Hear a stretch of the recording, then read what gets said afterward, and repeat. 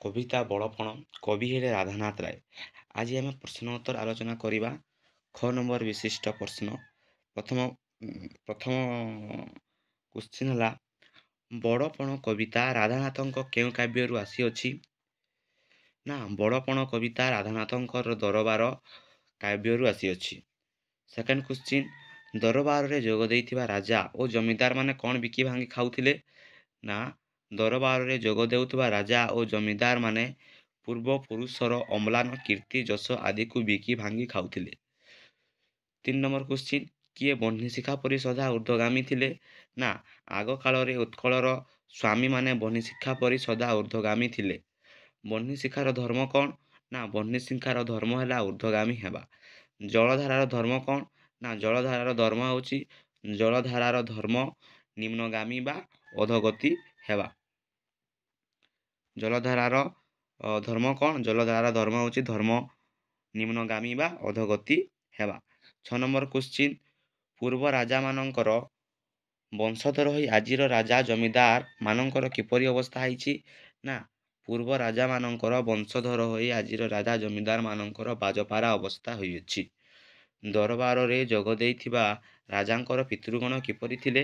ନା, ଦରବାରରେ ଯୋଗ ଦେଇଥିବା ରାଜାଙ୍କର ପିତୃଗଣ ପରମ ଉଦାର ଥିଲେ। କେଉଁମାନେ ରାଜ୍ୟକୁ ଏକ ପରିବାର ମନେ କରୁଥିଲେ? ନା, ପିତୃଗଣମାନେ ରାଜ୍ୟକୁ ଏକ ନିଜ ପରିବାର ପରି ମନେ କରୁଥିଲେ। ସେକେଣ୍ଡ କ୍ୱେଶ୍ଚିନ୍, 9 ନମ୍ବର କ୍ୱେଶ୍ଚିନ୍, ଏବେ ରାଜା ଓ ପ୍ରଜାଙ୍କ ସମ୍ପର୍କ କିପରି କୁହାଯାଇଛି? ଏବେ ରାଜା ଓ ପ୍ରଜାଙ୍କ ସମ୍ପର୍କ ବାଜପାରା ପରି କୁହାଯାଇଛି। ରାଜଭୋଗର ଅଭିଳାଷ ପ୍ରଜାଙ୍କଠାରୁ କ'ଣ କାଢ଼ି ନେଲା? ରାଜଭୋଗର ଅଭିଳାଷ ପ୍ରଜାଙ୍କଠାରୁ ଶର୍ମାଜିତ ଗ୍ରାସ କାଢ଼ି ନେଲା।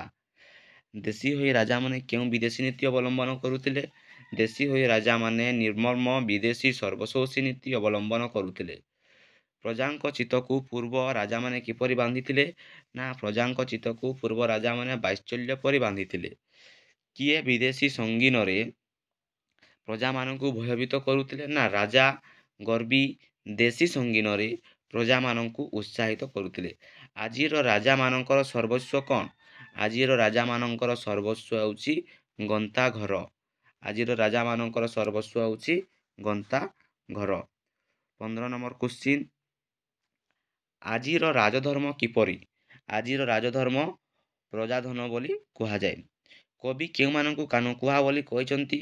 କବି ମନ୍ତ୍ରୀମାନଙ୍କୁ କାନକୁହା ବୋଲି କହିଛନ୍ତି। ଏଇଟା ଟିକେ ଇମ୍ପୋର୍ଟାଣ୍ଟ କ୍ୱେଶ୍ଚିନ୍। କବି ମନ୍ତ୍ରୀମାନଙ୍କୁ କାନକୁହା ବୋଲି କହିଛନ୍ତି। ଦୁଃଖୀ ରକ୍ଷୀଙ୍କୁ ତଣ୍ଡି ରାଜାଗଣ ବିଦେଶୀଙ୍କୁ କ'ଣ ଖୁଆଉଥିଲେ? ନା, ଦୁଃଖୀ ରକ୍ଷୀ ମାନଙ୍କୁ ତଣ୍ଡି ରାଜାଗଣ କୁକୁଡ଼ା ଅଣ୍ଡା ଖୁଆଉଥିଲେ। କାଣ୍ଡ ପୃଷ୍ଠ ହୁଣ୍ଡା କାହାକୁ କୁହାଯାଇଛି? ଏଠାରେ କାଣ୍ଡ ପୃଷ୍ଠ ହୁଣ୍ଡା ବୋଲି ଶସ୍ୟ ବ୍ୟବସାୟୀଙ୍କୁ କୁହାଯାଇଛି। ପ୍ରଜାଙ୍କ ମଧ୍ୟରେ କିଏ ପାପବୃଦ୍ଧିକୁ ମନାସୁଥିଲେ? ନା, ପ୍ରଜାଙ୍କ ମଧ୍ୟରେ ରାଜା ପାପବୃଦ୍ଧିକୁ ମନାସୁଥିଲେ। ରାଜାମାନେ କିପରି ମାଲଖାନା ପୂର୍ଣ୍ଣ କରୁଥିଲେ?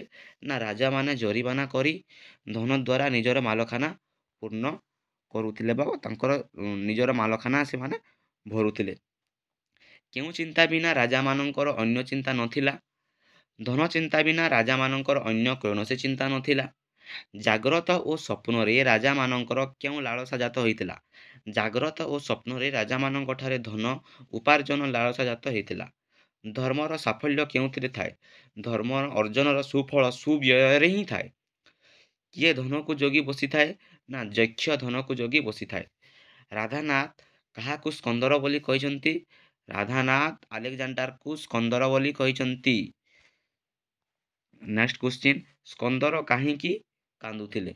ସ୍କନ୍ଦର କାହିଁକି କାନ୍ଦୁଥିଲେ? ନା, ଜିଣିବାକୁ ଧରାଖଣ୍ଡ ନଥିବାରୁ ବା ଜିଣିବାକୁ ରାଜ୍ୟ ନଥିବାରୁ ସେ ସ୍କନ୍ଦର କାନ୍ଦୁଥିଲେ। ସ୍କନ୍ଦର କିଏ? ନା, ସ୍କନ୍ଦର ହେଉଛନ୍ତି ଆଲେକଜାଣ୍ଡାର। ଆସିଥିଲି ଫେରିଗଲି ଶୂନ୍ୟ ହସ୍ତେ, ଏହି ଉକ୍ତିଟି କିଏ କହିଛନ୍ତି? ଆସିଥିଲି ଫେରିଗଲି ଶୂନ୍ୟ ହସ୍ତେ, ଏହା ଆଲେକଜାଣ୍ଡାର କହିଛନ୍ତି। ଲକ୍ଷ୍ୟଶୋଷୀ ବୋଲି କାହାକୁ କୁହାଯାଇଛି? ଲକ୍ଷ ଲକ୍ଷ ଲୋକଙ୍କର ଶୋଷଣକର୍ତ୍ତାକୁ ଲକ୍ଷ୍ୟଶୋଷୀ ବୋଲି କୁହାଯାଇଛି। ରାଜା ଓ ଜମିଦାର ମାନେ କାହିଁକି ପ୍ରଜାକୁ ଶୋଷଣ କରନ୍ତି? ନା, ସେମାନେ ଗଣିକା ଓ ଓକିଲ ଛାମୁଆ ଆଦିକୁ ପୋଷିବା ଲାଗି ରାଜା ଓ ଜମିଦାର ପ୍ରଜାଙ୍କୁ ଶୋଷଣ କରନ୍ତି। ପାପବିତ୍ତ କିପରି ଅର୍ଜିତ ହୁଏ? ନା, ପାପବିତ୍ତ ପ୍ରଜା ରକ୍ତ ସ୍ୱେଦ ଓ ଲୋତକରେ ପାପବୀତ ଅର୍ଜିତ ହୁଏ। ଭଙ୍ଗା ମାଠିଆରୁ ପାଣି ବହିଗଲା ପରି କ'ଣ ପ୍ରତି କ୍ଷଣରେ ବହିଯାଉଅଛି? ନା, ଭଙ୍ଗା ମାଠିଆରୁ ପାଣି ବହିଗଲା ପରି ଆୟୁ ପ୍ରତିପକ୍ଷରେ ବହିଯାଉଅଛି।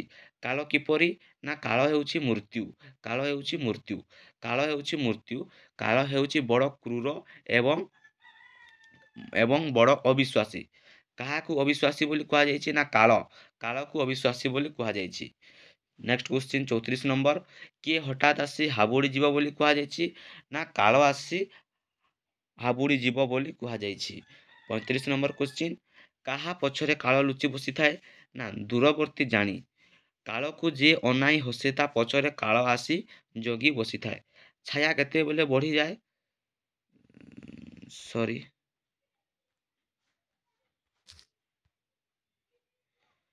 ଛାୟା କେତେବେଳେ ବଢ଼ିଯାଏ?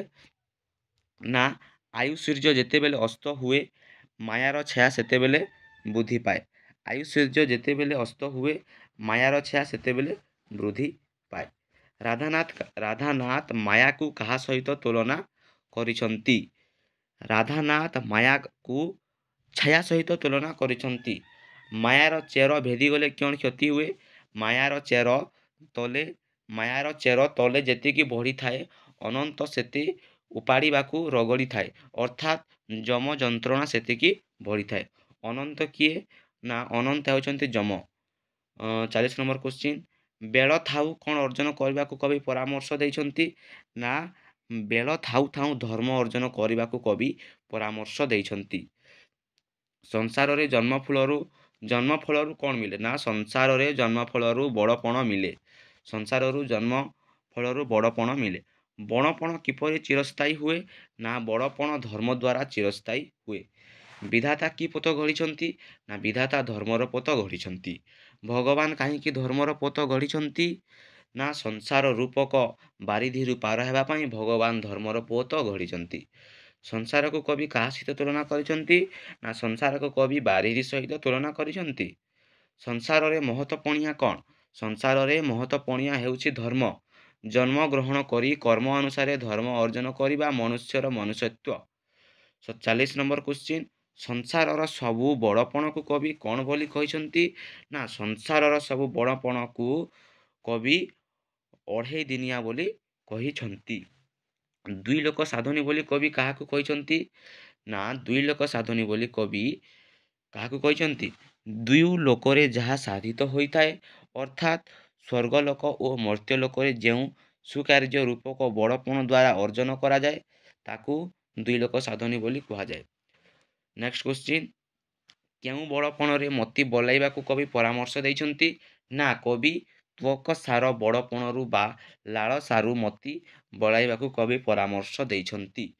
Last question 50 number question. କେଉଁଥିରେ ମନ ଦେବା ପାଇଁ କବି ରାଜାମାନଙ୍କୁ ପରାମର୍ଶ ଦେଇଛନ୍ତି?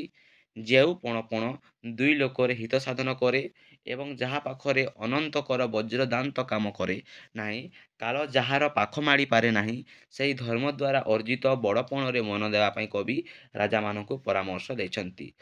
51 ନମ୍ବର କ୍ୱେଶ୍ଚିନ୍, ଶେଷ କ୍ୱେଶ୍ଚିନ୍, ଖ ନମ୍ବର ବିଶିଷ୍ଟ କ୍ୱେଶ୍ଚିନ୍। ନିଜେ ଉଚ୍ଚ ହୋଇ କ'ଣ ହୋଇ ଲାଭ କରିବା ପାଇଁ କବି ରାଜାମାନଙ୍କୁ ପରାମର୍ଶ ଦେଇଛନ୍ତି? ନା, ନିଜେ ଉଚ୍ଚ ହୋଇ ଉଚ୍ଚତର ଗତି ଲାଭ କରିବା ପାଇଁ କବି ରାଜାମାନଙ୍କୁ ପରାମର୍ଶ ଦେଇଛନ୍ତି। ନେକ୍ସଟ ଭିଡ଼ିଓରେ ଗ ନମ୍ବର କ୍ୱେଶ୍ଚିନ୍ ଆଲୋଚନା କରିବା। ଯଦି ଭିଡ଼ିଓଟି ଭଲ ଲାଗୁଛି ଲାଇକ୍, କମେଣ୍ଟ, ସେୟାର, ସବସ୍କ୍ରାଇବ୍ କର। ଯଦି ତୁମକୁ ଏହି ଭିଡ଼ିଓ ବା ଏହି ନୋଟ୍ସ, ଏହି PDF ଟି ତୁମକୁ ଦରକାର ତାହେଲେ କମେଣ୍ଟ ସେକ୍ସନରେ କମେଣ୍ଟ କର କି ଆମକୁ ଏଇ PDF ଟି ଦରକାର। ତ ମୁଁ କମେଣ୍ଟ ଦେଖିଲା ପରେ ମୁଁ PDF ଡେସ୍କ୍ରିପସନ୍ ବକ୍ସରେ ଦେଇଦେବି। ଯଦି କମେଣ୍ଟ କରିବ ହେଲେ ମୁଁ ଡେସ୍କ୍ରିପସନ୍ ବକ୍ସରେ ଏଇ PDF ଟି ଦେଇଦେବି। Thank you.